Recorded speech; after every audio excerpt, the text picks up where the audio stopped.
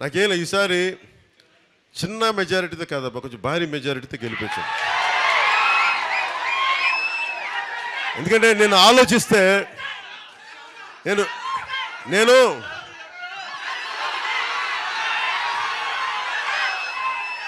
కొంతమంది ఈ రోజున పొద్దున్న అలాగే విను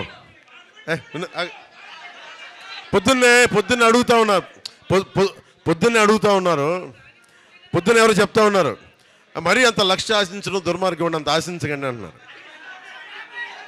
మీరు అంటే నేను కోరుకుంటుంది ఏంటంటే,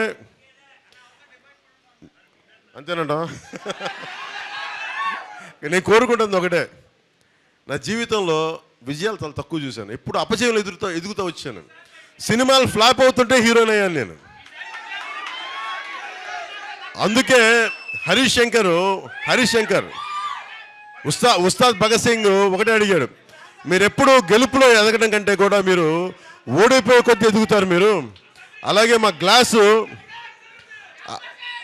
నేను అడిగా, ఎందుకే అలాంటి డైలాగులు రాయనంటే, మీకు తెలియదు సార్, మాకు బాధలు మాకున్నాయి, నన్ను చంపేస్తారు మా అభిమానులు అందరూ, మా వాళ్ళంతా.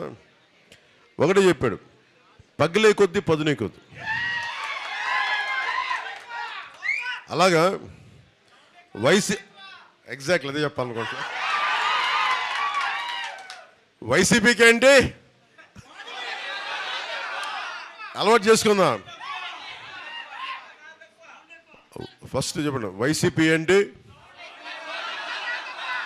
వైసీపీ ఏంటి, వైసీపీ ఏంటి, జనసేన ఏంటి. జై జనసేన, జై హింద్.